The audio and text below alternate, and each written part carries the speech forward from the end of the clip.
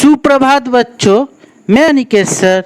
आज मैं आप लोगों को हिंदी व्याकरण पाठ्य पुस्तक से आप लोगों को मैं उपसर्ग पाठ पढ़ाऊंगा जो इस प्रकार है। तो आइए बच्चों, हम लोग उपसर्ग पाठ शुरू करते हैं। सबसे पहले हमें ये जानना पड़ेगा कि उपसर्ग क्या है। तो उपसर्ग जो है, उपसर्ग की परिभाषा यही है कि जो शब्दांश किसी शब्द से पहले लगकर नए शब्द का निर्माण करते हैं उसे हम लोग उपसर्ग कहते हैं। ठीक है बच्चों, अर्थात जो भी शब्दांश जो है किसी भी शब्द के पहले लगकर जो नए शब्द का निर्माण करते हैं उसे हम लोग उपसर्ग कहते हैं। अर्थात शब्द के पहले लगकर नए शब्द का निर्माण किया जाता है।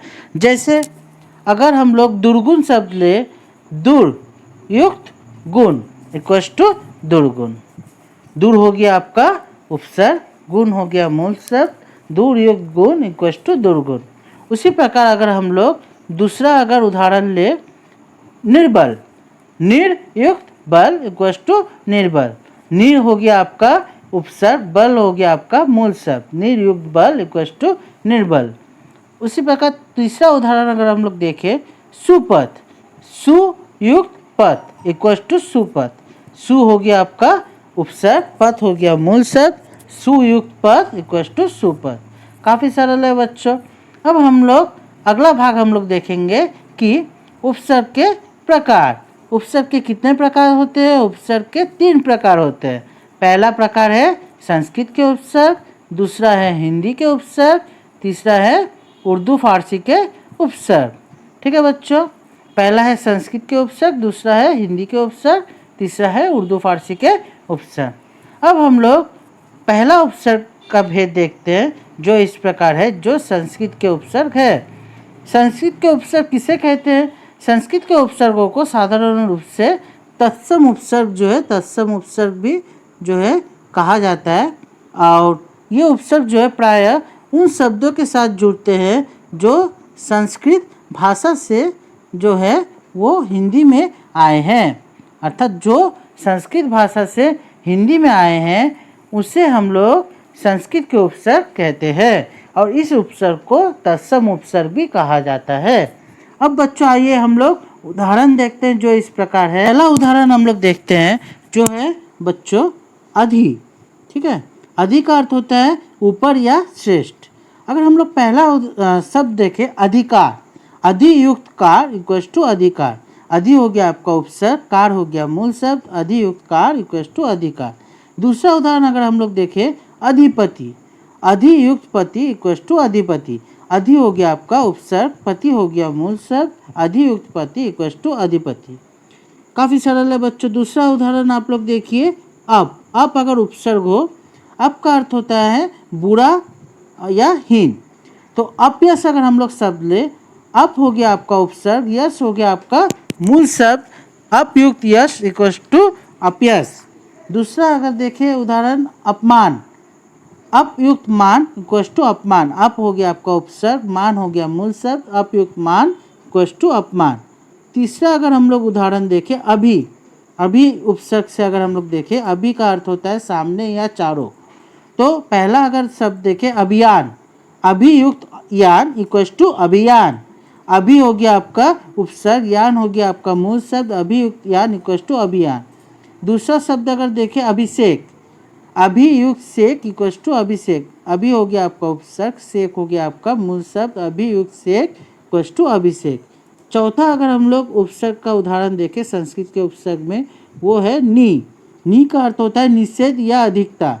पहला शब्द अगर हम लोग देखें, निवारण, नियुक्त वारण इक्वल्स टू निवारण। नी हो गया आपका उपसर्ग, वारण हो गया मूल शब्द, नियुक्त वारण इक्वल्स टू निवारण। दूसरा शब्द अगर हम लोग देखें, निपात, नियुक्त पात इक्वल्स टू निपात। नी हो गया आपका उपसर्ग, पात हो गया आपका मूल शब्द, नियुक्त पात इक्वल्स टू निपात। और आखिरी उदाहरण अगर हम लोग देखें, परा, परा का अर्थ होता है उल्टा या पीछे।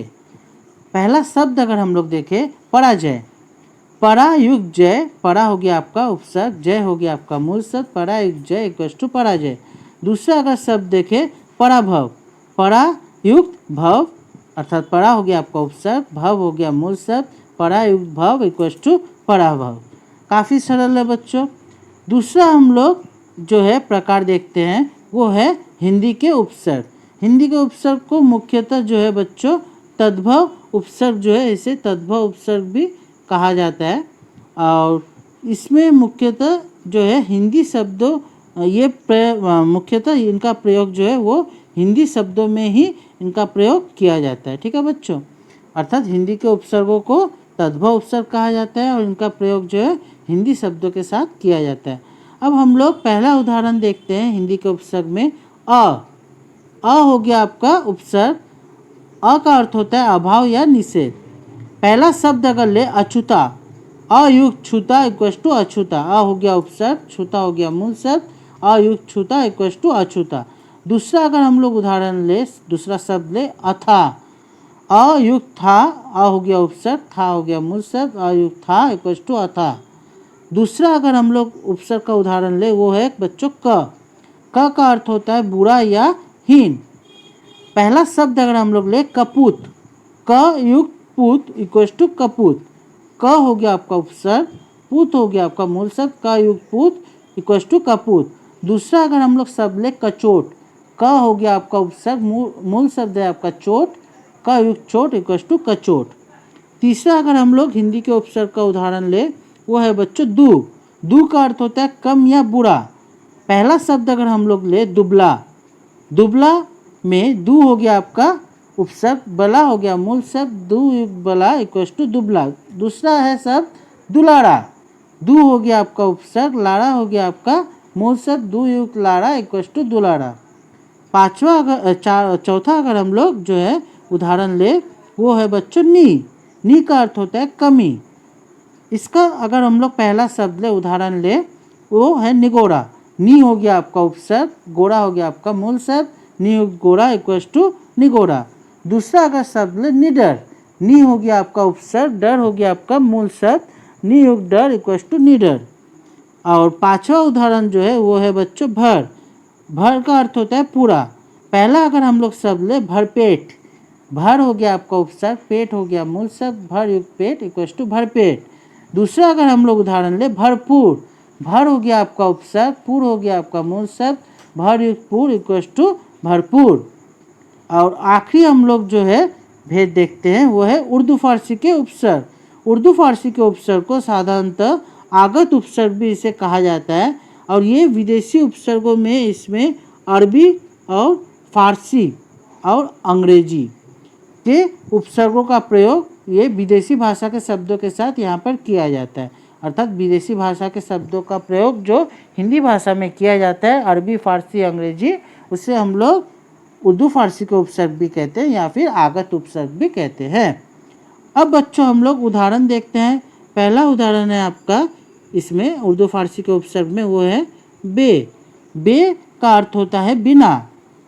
इसका अगर पहला शब्द अगर हम लोग देखें बेकाम, बेयुक्त काम इक्वस टू बेकाम। बे हो गया आपका उपसर्ग, काम हो गया मूल शब्द, बेयुक्त काम इक्वस टू बेकाम। दूसरा अगर हम लोग शब्द ले बेअसर, बे हो गया आपका उपसर्ग, असर हो गया आपका मूल शब्द, बेयुक्त असर इक्वस टू बेअसर। दूसरा अगर हम लोग उदाहरण ले कम उपसर्ग अगर हो, कम का अर्थ होता है थोड़ा।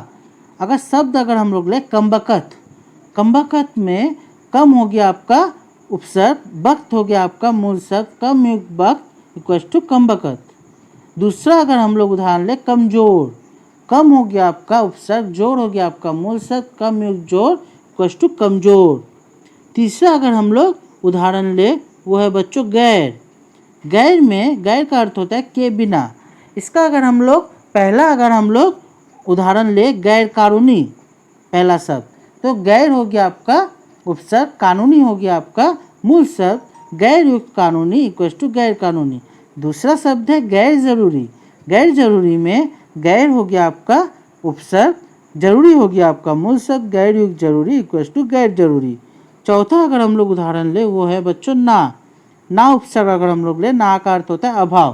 पहला शब्द अगर हम लोग ले नाराज में ना हो गया आपका उपसर्ग, राज हो गया मूल शब्द, ना युक्त राज इक्वस टू नाराज। दूसरा अगर शब्द ले नालायक, ना युक्त लायक अर्थात नालायक, ना हो गया आपका उपसर्ग, लायक हो गया आपका मूल शब्द, ना युक्त लायक इक्वस टू नालायक। आखिरी उदाहरण अगर हम लोग ले वो बच्चों है खुश। खुश का अर्थ होता है श्रेष्ठता। इसमें अगर पहला शब्द अगर हम लोग ले खुशनुमा, खुश हो गया आपका उपसर्ग, नुमा हो गया आपका मूल शब्द, खुश नुमा इक्वल्स टू खुशनुमा। दूसरा अगर हम लोग उदाहरण ले, दूसरा शब्द ले, वो है बच्चों खुशगवार। खुश हो गया आपका उपसर्ग, गवार हो गया मूल शब्द, खुश युक्त गवार इक्वल्स टू खुशगवार। तो बच्चों काफ़ी सरल है।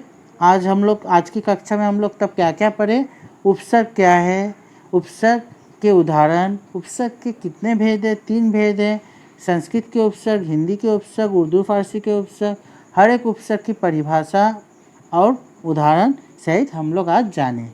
तो आशा किया जाता है बच्चों आप लोगों को आज की कक्षा में जो उपसर्ग पाठ पढ़ाया गया है वो आप लोग भली भांति समझे होंगे। धन्यवाद।